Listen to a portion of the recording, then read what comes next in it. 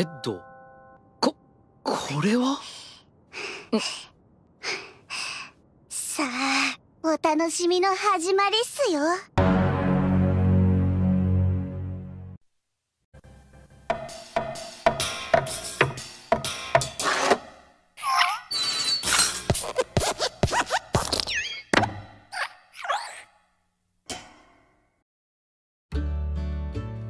Hai minasan, terima kasih sudah klik video ini dan selamat datang di channel Koronim. Oke, di video kali ini Mimin akan merangkum keseluruhan cerita dari anime berjudul Kyokyoku Shinkashita Full Dive RPG ga Genjutsu Yorimo Kusoge Dattara.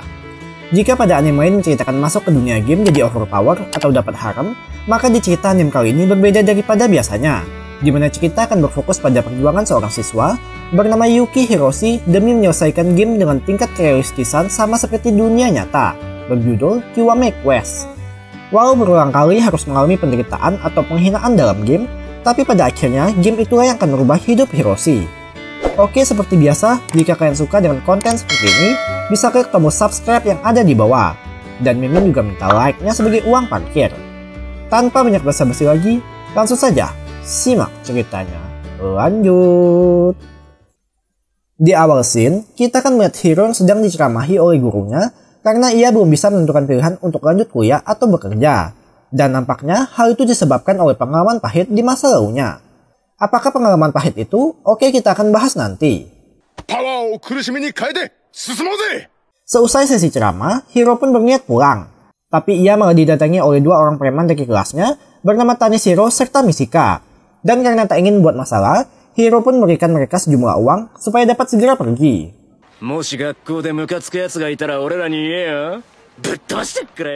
Kemudian, demi menghilangkan stres, Hiro pun mampir ke salah satu toko elektronik untuk membeli sebuah game yang baru rilis. Namun saat hendak membayar, ternyata uangnya kurang dikarenakan ia tak sengaja memberikan preman tadi 10.000 yen. Alhasil, Hiro pun pulang dengan tangan kosong. Tapi di tengah kekecewaannya, tanpa sengaja, Hiro menemukan sebuah toko game yang terlihat tua. Dan disinilah awal dari perubahan hidup Hiro akan dimulai. Saat masuk, perhatian Hiro langsung tertuju pada seorang cewek semok, sang penjaga toko bernama Reona. Lantas, Hiro pun langsung bertanya perihal tujuannya mencari game baru.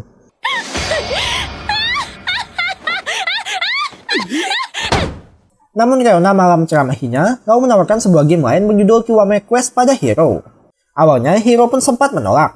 Tapi setelah mendengar penjelasan kalau game itu adalah game dewasa yang sangat mengutamakan kerealistisan, Hiro pun jadi tergoda.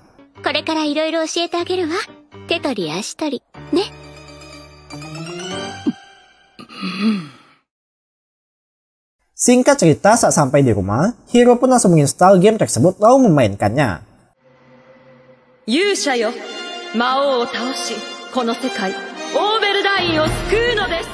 Kesan pertama Hiro dari game itu nampak sama seperti game RPG pada umumnya, kecuali perbedaan yang paling signifikan ada pada bagian kerealistisannya, di mana pemain juga bisa merasakan rasa sakit.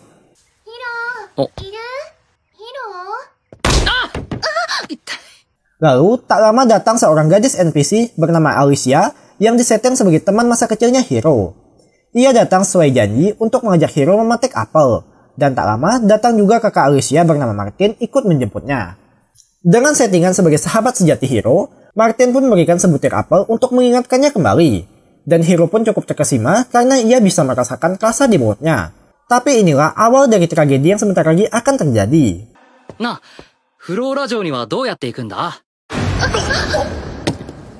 Mendengar pertanyaan tersebut, Martin dan Alicia pun sangat terkejut. Lalu menjelaskan pada Hiro kalau kota mereka sekarang sudah terisolasi karena dikelilingi oleh para goblin. Dan untuk keluar dari sana, harus didampingi oleh sebuah pengawalan khusus. Tapi Hiro yang menganggap enteng situasi pun tetap kekeh untuk keluar, hingga ia pun dihadang oleh sahabatnya Martin.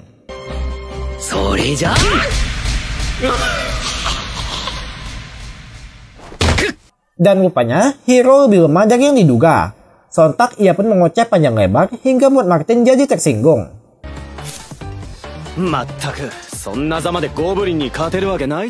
Di tengah kekesalannya karena harus mengalami penderitaan baik di dunia nyata maupun dalam game, dengan cepat Hiro pun bangkit lalu mendorong Martin. Namun tanpa sengaja, hal itu membuat pisau yang digunakan Martin sebagai garpu malah menancap dan langsung membunuhnya di tempat. ヒロ、あんたこれどうすんの？ねえねえ。わざとじゃないっていうか。Lantas di tengah kepanikannya, Hiro pun langsung kabur sembari tetap dikejar oleh Alicia yang masih mengamuk. Setelah melewati desa, sungai, serta lembah, akhirnya Hiro pun berhasil meloloskan diri.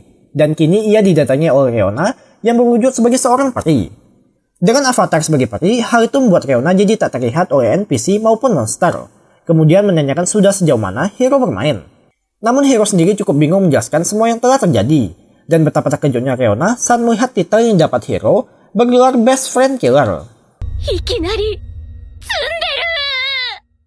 Tentunya Hiro pun berusaha menjelaskan semua yang telah terjadi, sekaligus bertanya cara agar bisa merestart game dari awal. Namun karena tingkat kerealistisan game ini sama seperti dunia nyata, maka Hiro juga tak bisa melakukan new game. Dan satu-satunya cara adalah dengan membeli konsol baru yang pasti harganya tidak murah. Oleh karena itu, Leona pun memberikan solusi lain dengan bertanya pada seorang pemain yang juga pernah mengalami kasus serupa seperti Hiro, bernama Ginji yang keberadaannya biasa terlihat di kasino. Tapi pertama-tama, mereka harus ke toko pakaian demi mengganti penampilan, karena poster berwarna Hiro mulai tersebar. Singkat cerita, setelah membeli pakaian, sekarang mereka pun hendak pergi ke kasino.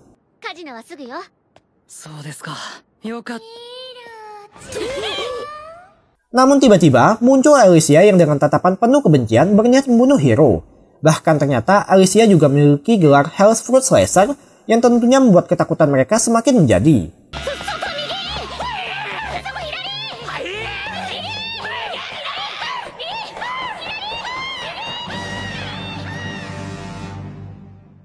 Setelah beberapa saat melarikan diri, akhirnya mereka pun berhasil kabur. Dan kini Hiro kembali mendapat titel baru bergelar Running Best Friend Killer yang sama sekali tak memberi efek apapun kecuali hanya untuk koleksi. Dan di sini Hiro pun berniat lockout karena sudah kemalaman. Tapi anehnya menu lockout sama sekali tak muncul. Oke, hal itu bukan sama seperti SAO yang terjebak di dunia game. Melainkan Hiro tak diizinkan lockout karena Alicia masih mengejar mereka.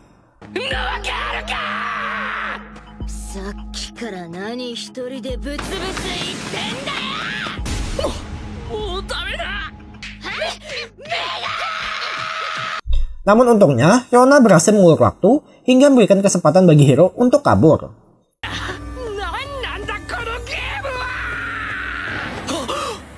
Dan akhirnya Hiro pun dapat lockout dari game tersebut. Keesokan harinya saat di sekolah, Hiro menceritakan semua kejadian yang dialaminya semalam pada temannya bernama Takafumi. Dan temannya itu menyarankan agar Hiro jangan terlalu banyak bermain game supaya tidak terus ditindas oleh kelompok Tanjiro serta Misika.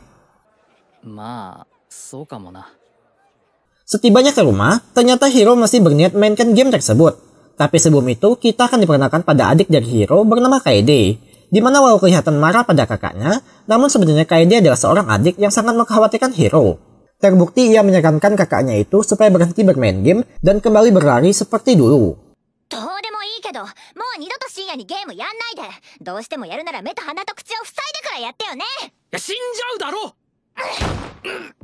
Kembali ke dalam game, Hiro langsung disambut dengan rasa sakit akibat luka sayatan Alicia. Yang oleh sebab itu, Hiro pun berniat menggunakan tanaman obat. Jika pada game lain dengan mengklik itemnya saja bisa memberikan efek heal, hal tersebut tak berlaku pada game kali ini. Yang alhasil Hiro pun kebingungan cara menggunakannya.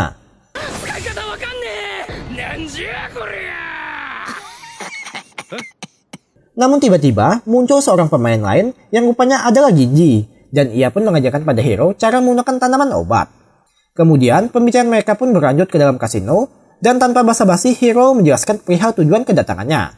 Tapi sebelum mendapat jawaban, Hiro justru merasa aneh karena melihat Ginji bicara seorang diri. Padahal di sebelahnya tak ada siapa-siapa.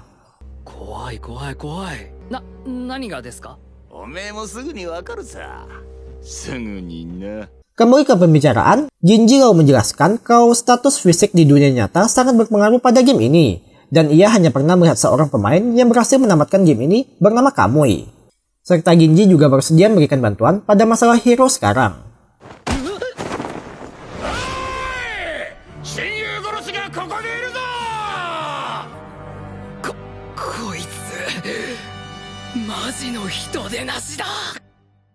Namun rupanya Ginji sengaja menjebak Hiro agar ia bisa mendapat upah atas tindakannya, yang alhasil membuat Hiro pun harus masuk penjara. Pada umumnya, jika mengalami event seperti ini, kebanyakan pemain akan memilih lockout menunggu masa hukuman selesai, tepat seperti yang akan dilakukan hero. Tapi ternyata di game ini, ia malah tak diperbolehkan keluar sampai event tersebut benar-benar selesai. Akibatnya, hero pun hanya bisa rebahan sembari menunggu, yang tak lama tiba-tiba muncul hasrat ingin kencing dari bagian bawahnya. Tapi saat hendak melepas kebutuhannya itu, tiba-tiba muncul penampakan hantu Martin berumuran darah, yang sontak buat hero jadi sangat terkejut. Lantas Martin pun menjelaskan keinginannya agar dapat tenang adalah sampai hero mengucap janji mereka semasa kecil dulu, yang pastinya hero sendiri tak tahu. Dan oleh sebab itu, maka Martin akan terus menghantuinya sampai hero bisa mengingat janji mereka. Serta seketika buat hero pun akhirnya mengerti alasan dibalik Ginji bicara seorang diri. Motto, motto, ikitaka. Sontak, hero yang ketakutan pun berteriak sekuat tenaga, dan hal itu mancing kedatangan seorang gadis bernama Mizarisa. Kemudian sehabis gadis itu membebaskan hero, ia membawanya ke sebuah ruangan lain.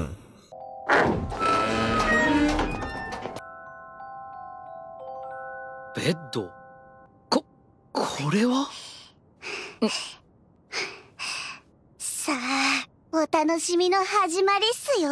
Dan di waktu bersamaan, tiba-tiba muncul notifikasi peringatan yang seketika membuat hero pun mengira kalau sebentar lagi ia akan mantap-mantap dengan Risa.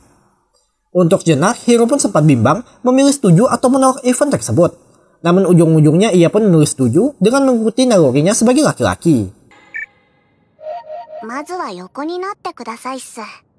Dengan hasrat yang menggebu-gebu, hero pun mulai membayangkan apa yang sebentar lagi akan terjadi.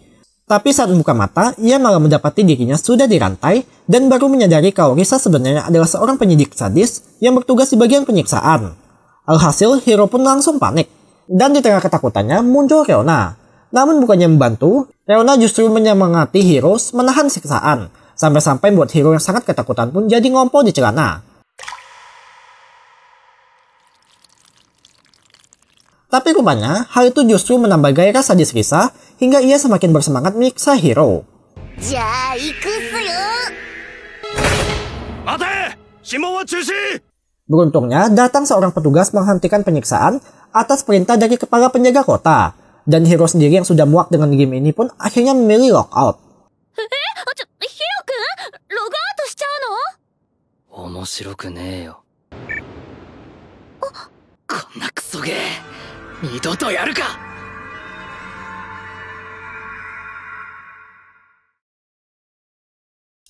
Kemudian, scene beralih ke masa lalu hero, tepatnya di saat perlombaan lari antar sekolah akan dimulai. Terlihat hero pun menjadi sorotan karena merupakan andalan dari sekolahnya. Serta kita juga akan melihat Kaede yang masih akur dengan hero. Dan sebelum pertandingan dimulai, hero menyempatkan diri pergi ke toilet untuk menghilangkan rasa gugupnya. Namun tanpa diduga, ia malah dihampiri oleh seorang atlet profesional yang berhasil memenangkan pertandingan internasional sebelumnya. Ia pun mengharapkan bisa melihat performa terbaik hero. 期待しています。頑張ります。 Akibat pembicaraan tadi, hero pun jadi tak sempat pergi ke toilet. Namun tanpa hero sadari, hal itu yang akan menjadi penyebab awal hancurnya karir hero sebagai atlet lari. Di mana saat pertandingan dimulai, ia pun jadi kehilangan konsentrasi yang membuatnya jadi tertinggal. Bahkan saat berusaha menyusul, tanpa sengaja hero malah tersandung dan jatuh. Tapi bagian melakukan sebenarnya baru akan dimulai.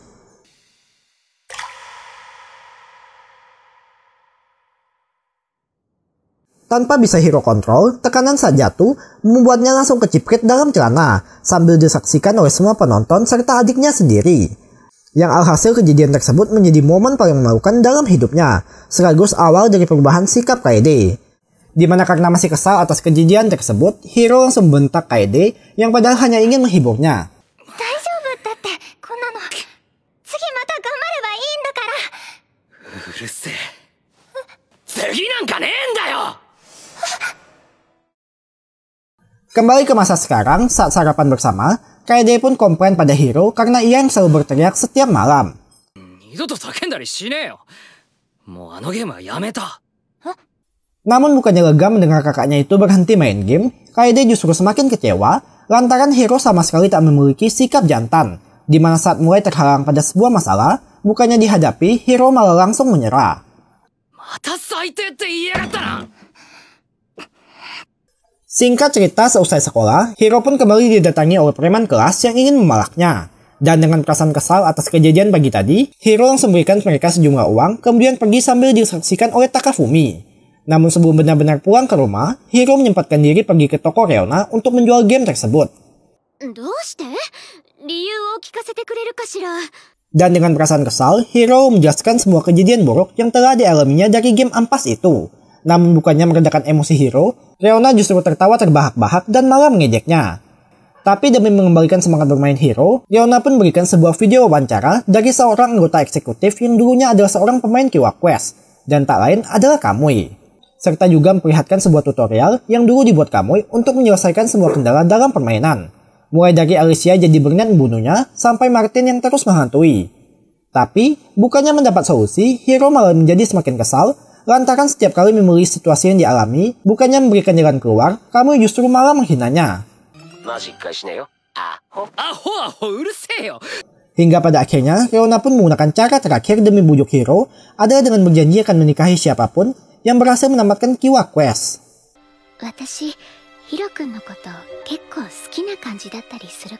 Dan Hiro yang lemah iman pun akhirnya tergoda lalu kembali melanjutkan permainan. Tepatnya saat akan dibawa bertemu dengan sang kepala penjaga kota.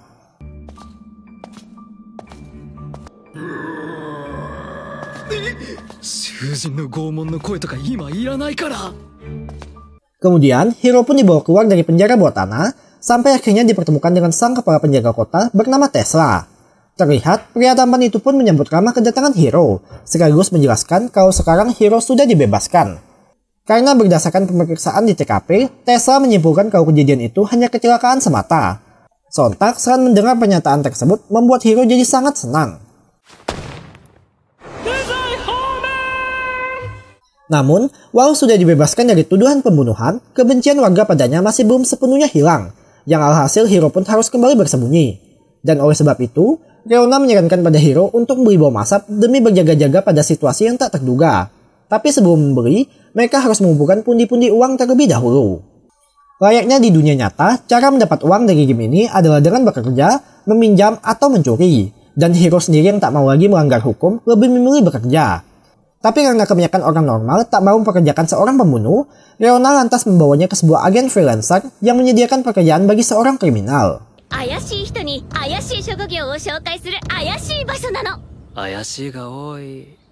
Namun karena Hiro malah komplain pada pekerjaan yang ditawarkan, lantas membuat sang penyedia jasa jadi marah lalu mengusirnya. Dan karena tak ada pilihan lain, Reona pun memilih jalan terakhir yakni dengan meminjam.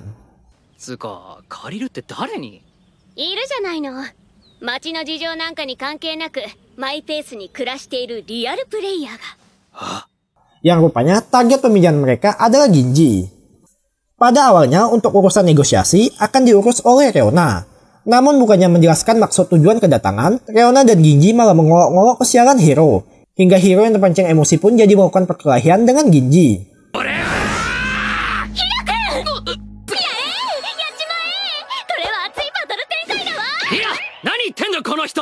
Terlihat Ginji pun hendak mukul Hiro menggunakan brush knuckle. Tapi untung Hiro berhasil mengelak lalu menjambak Ginji dari belakang. Dan pertarungan yang awalnya saling pukul, kini berubah menjadi jambak-jambakan.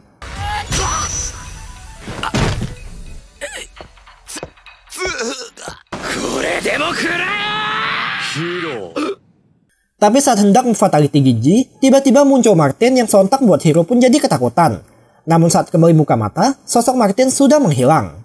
Akibatnya, hal itu pun membuat emosi Hiro hilang seketika, yang lalu meminta maaf pada Ginji. Tapi Reona justru memanfaatkan kekalahan Ginji dengan malah memerasnya, yang akhirnya mereka pun mendapatkan sedikit pundi-pundi uang. Singkat cerita, setelah membeli bom asap, kini Hiro pun kembali ke rumah untuk mengambil pedangnya. Namun tanpa diduga, di sana ia sudah ditunggu oleh Alicia yang masih dendam. Sontak, dengan cepat Hiro pun langsung melempar bom asap yang dibeli tadi. Akan tetapi, karena saking realistisnya game ini, bom asap malah tak meledak karena sumbunya belum dinyalakan. Yang alhasil berujung Hiro pun hendak dihabisi.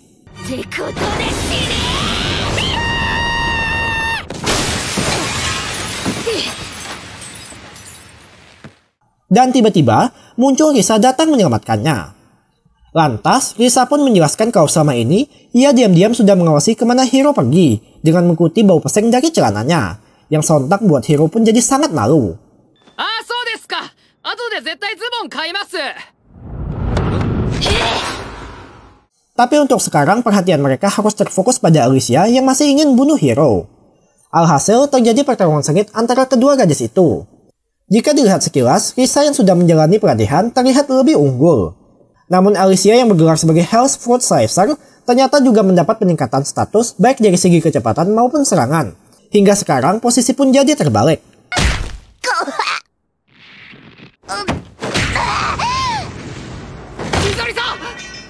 Di ambang ajalnya sebentar lagi akan menjemput, Hiro seketika teringat pada pesan Kamui tentang hal yang paling dibenci oleh Alicia, yang sontak langsung buatnya melakukan sebuah gerakan tak terduga. Di mana tanpa ragu, Hiro langsung menggrab gunung kembar Alicia. Namun bukannya tersipu malu, gadis itu justru tak merasakan apapun dan malah tambah nafsu untuk membunuh Hiro. Situasi pun bertambah buruk dengan kemunculan tiba-tiba dari hantu Martin, yang ingin menyaksikan detik-detik kematian Hiro. Tapi di tengah kritisnya situasi, seketika Hiro pun sadar dengan pesan tersirat dari tutorial Kamui.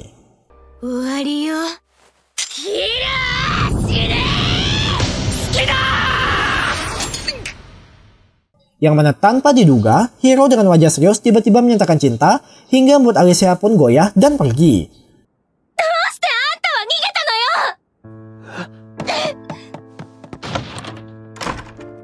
Tapi bukannya merasa senang karena berhasil lolos dari maut, Hiro kini justru merasa bersalah mengingat ia langsung kabur saat insiden Martin. Dan disinilah Hiro pun akhirnya memutuskan menghadapi masalahnya dengan pergi seorang diri ke tempat ia membuat janji dengan Martin. Yang lalu Hiro pun diperlihatkan kenangan masa kecil ketika mereka bermain serta mengucap janji akan selalu bersama. Dan pada akhirnya membuat Hiro pun mengerti isi janji mereka.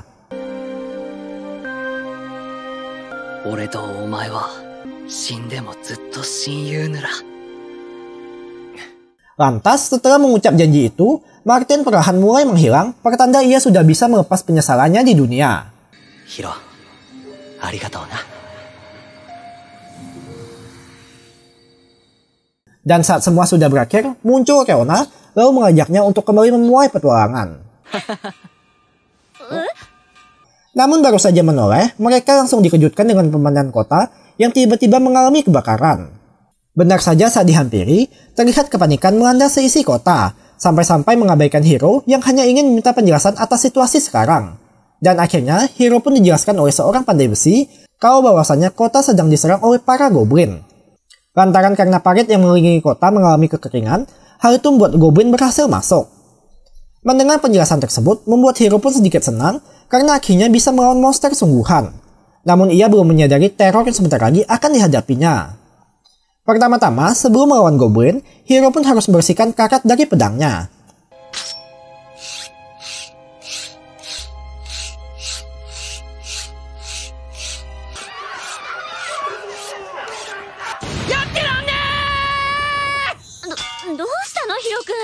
Yang alhasil Hiro pun nekat melawan goblin dengan pedang karatnya. Tapi ia kemudian ditahan oleh Reona, lalu menjelaskan kalau sebenarnya goblin dalam game ini sangat berbeda dari goblin yang pernah ia lawan dari game lain, serta juga memberitahu penalti jika mati dalam game.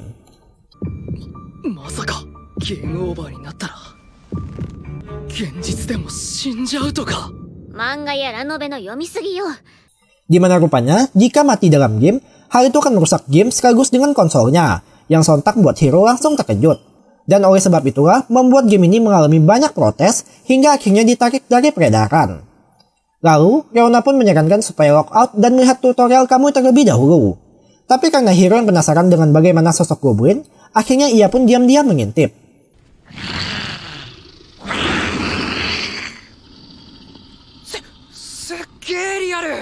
Namun perhatian Hiro langsung tertuju pada seorang gadis kecil yang sebentar lagi akan menjadi target goblin. Lantas Hiro pun berniat menyelamatkan gadis itu. Tapi ia ditahan oleh Reona yang di waktu bersamaan datang 3 orang kesatria menghadapi goblin. Walau terlihat lemah, ternyata pergerakan goblin sangat cepat. Dan tak perlu waktu lama, 3 orang kesatria itu langsung tak berdaya dibuatnya. Alhasil Hiro yang tak tega melihat sang gadis akan terbunuh, kembali berniat menyelamatkannya. Tapi sebelum itu, ia disuruh oleh Reona untuk ganti celana terlebih dahulu.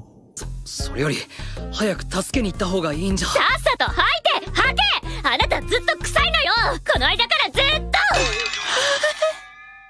Kemudian setelah selesai, dengan cepat Hiro pun langsung melesat dan berhasil meraih gadis itu pergi.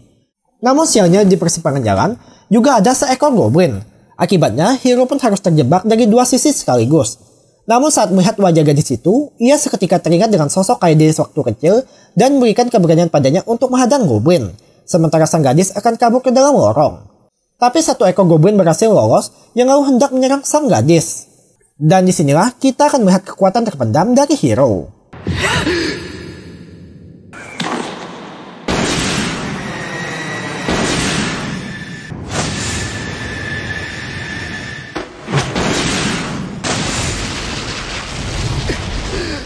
Tanpa pernah diduga sebelumnya, ternyata Hiro mampu bergerak dengan kecepatan tinggi yang padahal Hiro sendiri tak sadari. Serta di waktu bersamaan, datang Tesla yang dengan sekali tebasan saja berhasil membelah goblin itu menjadi dua. Dan pada akhirnya mereka pun berhasil selamat. Serta akibat aksi heroik Hiro, Tesla pun menawarinya pekerjaan dengan bergabung menjadi tentara bayaran, yang tanpa basa-basi langsung diterima Hiro. Tapi tanpa Hiro sadari, pilihannya itu adalah sebuah kesalahan. Hal itu pun baru ia sadari ketika melihat tutorial Kamui yang menjelaskan kalau kesempatan untuk selamat hanya sebesar 0,01%. 生存確率 0.1% ってことはハード壊れる率 99.9% かよ。 Sontak mendengar penjelasan tersebut, Hiro pun berusaha mencari cara untuk menghindarinya. Dan menurut tutorial Kamui, Hiro harus bertahan selama 5 hari ke depan di camp pelatihan, sampai event penyerangan goblin kembali terjadi. Dan apabila Hiro berhasil bertahan, maka ia akan mengetahui rahasia di balik kota ini. Tapi sebelum itu, pertama-tama Hiro pun coba memperbaiki hubungannya dengan Kaede. Serta Hiro juga jujur kalau berkat ocehan Kaede tempo hari, hal itu membuatnya jadi sadar dan sekarang memutuskan untuk takkan lari lagi dari masalah.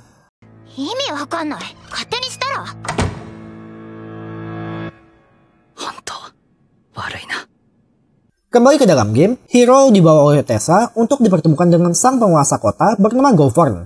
Lalu setelah itu, ia pun dibawa ke camp pelatihan yang di sana juga ada 2 orang pendatang baru sama seperti dirinya, bernama Granada dan Palu.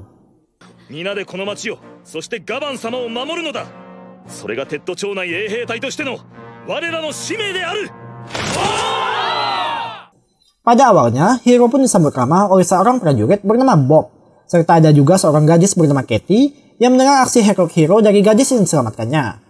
Bahkan Katie juga bersedia mengajarkan Hiro cara megang pedang yang benar.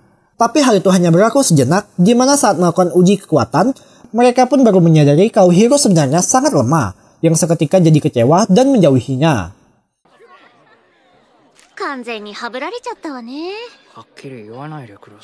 Tak hanya itu, penderitaan Hiro pun terus berlanjut, di mana saat baru memasuki hari kedua, Granada serta Palu mulai menunjukkan diri untuk membuli Hiro. Dan saat hari ketiga, mereka pun benar-benar melancarkan aksi pembulian, yang seketika membuat Hiro pun sadar kalau nasibnya baik di dunia nyata maupun dalam game tak jauh berbeda.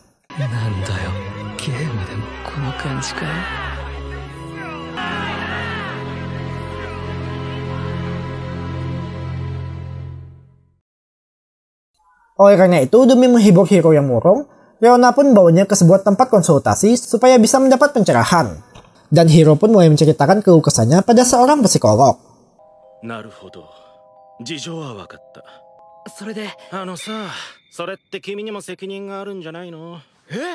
Namun bukannya mendapat solusi, si dokter malah menyarankan Hiro supaya berhenti dari pekerjaannya sekarang.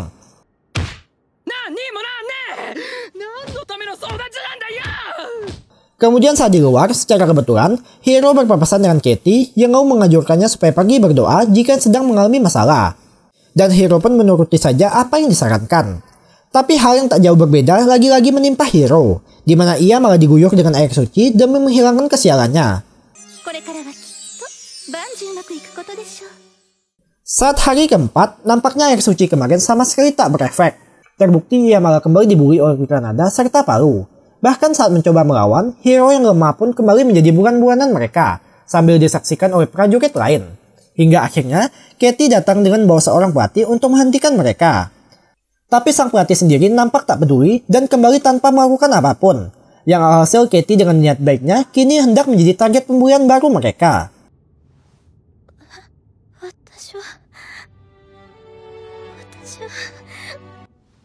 ヒロと友達なんかじゃない。 Di sini, Hiro pun benar-benar kena mental karena sudah kehilangan satu-satunya orang yang mau mendukungnya. Dan demi menghibur Hiro, Leona pun berjanji akan menunjukkan kekuatan suci dari seorang peri. Apakah itu? Kita tunggu saja besok. Pada hari kelima di pagi yang tenang, tiba-tiba terjadi sebuah kehebohan di mana Granada mendapati sepatunya sudah hilang, yang rupanya dibuang oleh seseorang ke saluran pembuangan. Tapi hal itu baru permulaannya saja. Tak lama, sekarang giliran pedangnya yang menghilang entah kemana. Dan setelah bersama-sama melakukan pencarian, akhirnya mereka pun menemukan pedang tersebut tertancap pada sebuah jamban. Sontak di titik ini, emosi Granada pun mencapai puncaknya dengan langsung menuduh Hiro sebagai pelaku. Tapi ia dihentikan oleh prajurit lain lantaran sejak tadi Hiro juga ikut membantu. Di waktu bersamaan, tiba-tiba seorang perawat sekarang mendapati sempaknya menghilang entah kemana. Dan Bob tanpa sengaja melihat sempak wanita itu berada di dalam tas Granada. Yang sontak membuatnya langsung dituduh sebagai penjahat kelamin oleh para prajurit tak terkecuali sahabatnya Paru.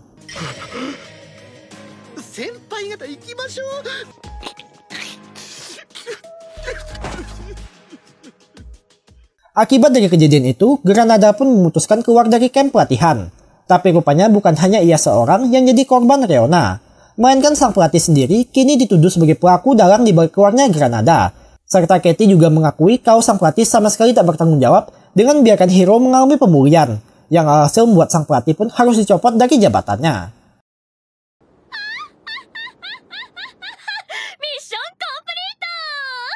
Malam harinya, terlihat kepuasan dari wajah Leona, tapi Hiro sendiri nampak merasa bersalah atas kejadian tersebut.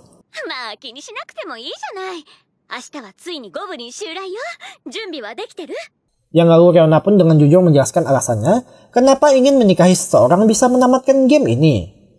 Diceritakan di masa lalu Leona, rupanya ia sempat berpapasan dengan Kamui. Namun saat menawarkan diri untuk ikut bersama, Kamui malah menolaknya.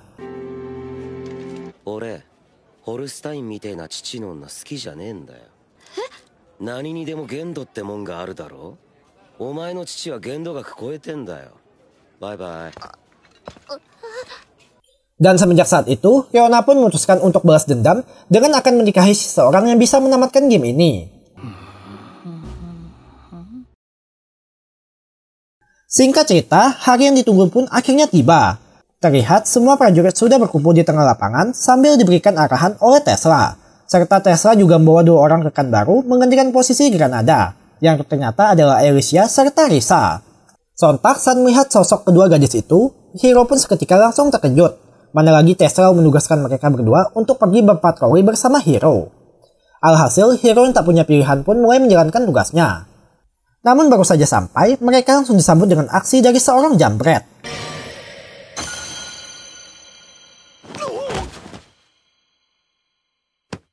Tapi dengan cepat hal itu berhasil ditangani oleh Alicia. Lalu setelah diinterogasi Risa, mereka pun mendapat info kalau semua penjahat di wilayah tersebut sudah diprovokasi oleh satu orang dari kasino. Ya mungkin dari sini kalian sudah ada bayangan siapa pelakunya. Dan tak perlu waktu lama, kelompok Hiro pun sampai serta langsung melihat banyak sandera bersama para bandit berkumpul di tempat itu. Kemudian mereka pun sepakat membagi tugas dengan Risa serta Alicia akan melawan penjahat, sementara Hiro bertugas membebaskan sandera. Dan di antara para sandera, ternyata salah satunya adalah Ginji.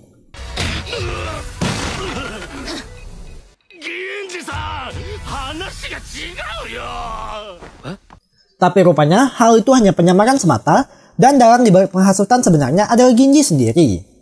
Alhasil kini Ginji pun hendak melakukan duel serius melawan Hiro. Dan mari kita lihat siapakah yang akan menang.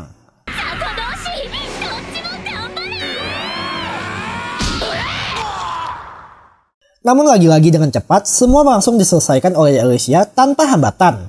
Dan setelah semua penjahat berhasil ditangkap, barulah event penyerangan Goblin dimulai. Tapi di waktu yang sama, tiba-tiba Hiro mengalami sakit perut tepat seperti yang dialaminya dulu. Lantas karena tak ingin mengulangi kesalahan yang sama, Hiro pun memutuskan untuk menyelesaikan urusannya terlebih dahulu. Dan setelah selesai, betapa terkejutnya ia mendapati seekor Goblin sudah mengintai.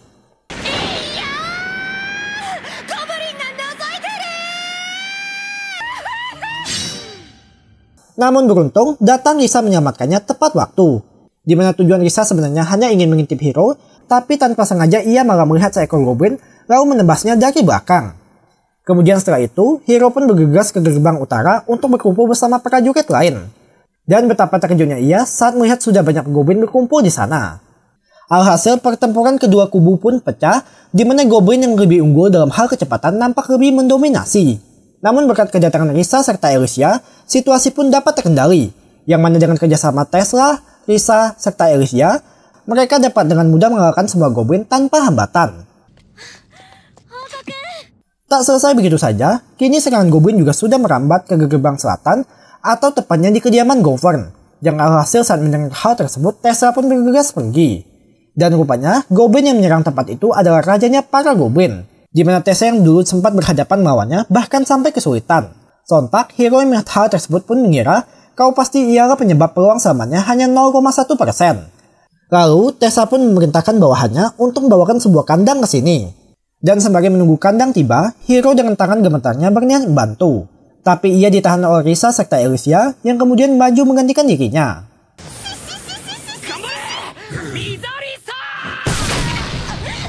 Namun ternyata, julukan Raja Goblin bukanlah isapan jempol semata, di mana hanya dengan sekali tendangan, Risa langsung knock dibuatnya.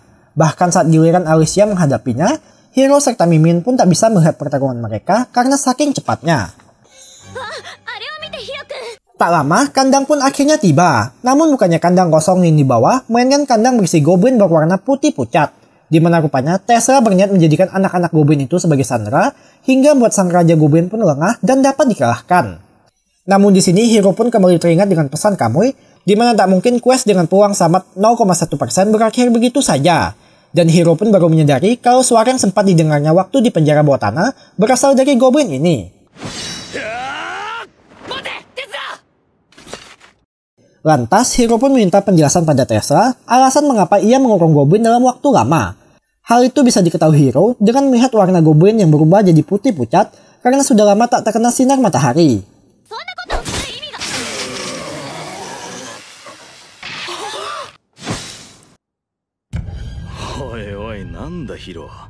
Dan disinilah kita akan melihat sosok asli Tesla di balik wajah tampannya.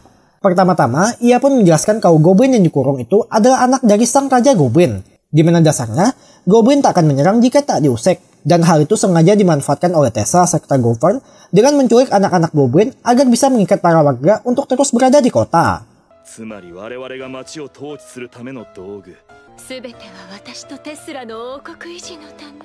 Kemudian setelah memberitahu kebenaran, Tesla tanpa ampun langsung bunuh bawahannya sendiri, dan kini Hiro pun juga menjadi targetnya. Lantas sebagai bentuk perpisahan, Tesla pun berniat menggunakan skill tingkat tinggi untuk menghabisi Hiro. Dan apakah Hiro yang bahkan tak bisa melawan seekor goblin dapat menang melawan Tesla?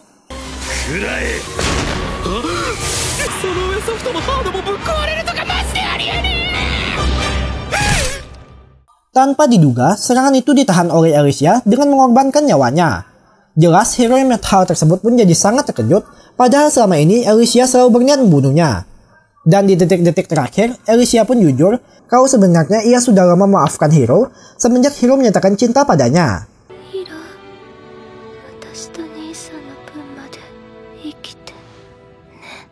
Dan setelah mengucap pesan terakhir, Elysia pun menghembuskan nafas terakhirnya. Di titik ini, Hiro pun benar-benar mengalami kecewaan yang sangat mendalam, serta di waktu yang sama, emosinya juga sampai memuncak.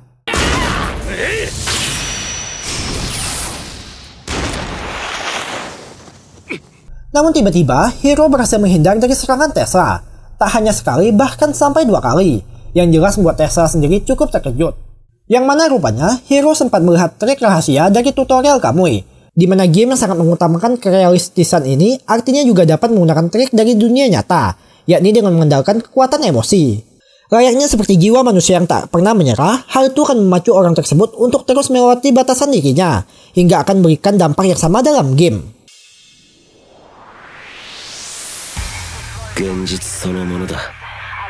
Ibaratkan nge-cheat, tiba-tiba muncul kekuatan overpower dari dalam tubuh Hiro, sampai-sampai Tesla sendiri cukup kesulitan dibuatnya. Tak hanya itu, saking cepatnya gerakan Hiro, Leona sendiri juga tak bisa melihat, dan jadi teringat dengan gerakan yang dulu dilakukan Kamui.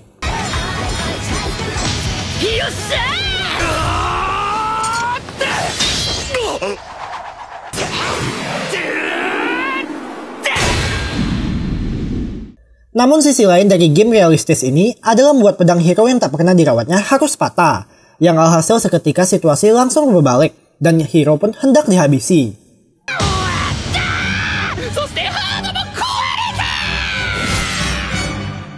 Namun tiba-tiba hero dibawa ke sebuah dimensi lain lalu dipertemukan dengan Martin. Awalnya hero pun mengira kalau dirinya sudah mati, serta menceritakan kalau Alicia juga sudah terbunuh. Namun ternyata tujuan Martin memanggilnya adalah untuk memberikan kekuatan baru.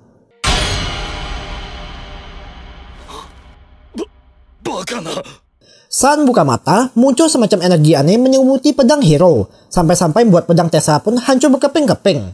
Dan di titik ini, hero pun sangat yakin bisa mengalahkan lawannya, sedangkan Tesla sendiri juga akan menyerang menggunakan skill pamungkas. Dan mari kita lihat siapakah pemenang dari pertarungan final ini.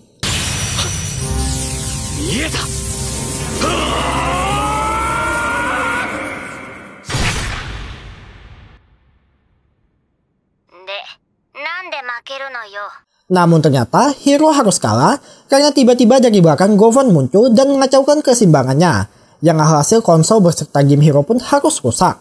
Dan di tengah kesedihannya, Leona pun dengan senang hati bersedia meminjamkan konsol baru pada hero. Serta di waktu yang sama, ia pun tanpa sengaja melihat tutorial Kamui sejika ingin mengulang game tepatnya 1 jam sebelum kematian, yang berarti hero bisa mencegah kematian Alicia. 言うて見合うオケムコウホリ幼児鳥間やアギーラペペペペペペペペペペペと大声で叫べ. Jelas hero pun langsung bersemangat saat mengetahui hal tersebut. Namun sebelum kembali ke dalam game, ia memutuskan untuk melatih diri dengan rajin berolahraga. Dan Kaede yang melihat kakaknya kembali seperti dulu pun nampak sedikit senang. Sedangkan untuk preman di sekolah, kini hero sudah tak takut lagi dan terang-terangan berani mengancam mereka. Scene akhir menampilkan hero yang bertemu dengan Kamui lalu mengajarnya untuk ikut. Namun sebelum sempat ikut, ia tiba-tiba dibangunkan oleh Leona menggunakan gunung kembarnya. Dan setibanya ke rumah, hero pun mulai kembali login ke dalam game. Tamat. Oke minasan, cukup sekian aku cerita dari anime Kyukyoku Shinkashita Full Dive RPG ga Genjutsu Yori Mokusoge Datara. Jangan lupa untuk terus dukung channel ini dengan cara subscribe, like, komen, dan share yang banyak. Sore dewa, mata nih.